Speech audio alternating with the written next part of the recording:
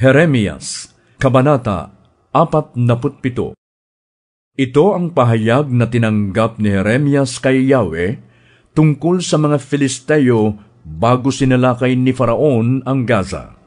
Tumataas ang tubig sa hilaga at babaha. Ito'y aapaw sa buong lupain. Magpapasaklolo ang mga tao. Maghihiyawan sa matinding takot. Maririnig ang ingay ng yabag ng mga kabayo, ang paghagibis ng mga karuwahe. Hindi na maaalala ng mga magulang ang kanilang mga anak. Manghihina ang kanilang mga kamay, sapagkat dumating na ang araw ng pagkawasak ng mga Filisteo.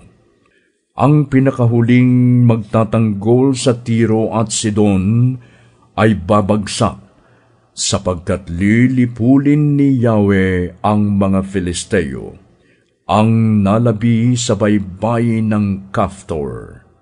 Parang kinalbo ang Gaza, pinatahimik ang Ashkelon.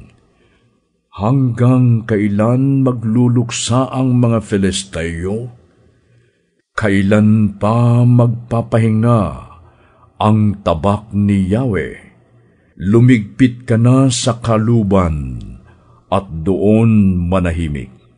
Paano naman itong mapapahinga? Hindi pa tapos ang gawaing itinakda sa kanya ni Yahweh laban sa Ashkelon at sa kapatagang malapit sa dagat. Doon nakatakda ang gawain ito.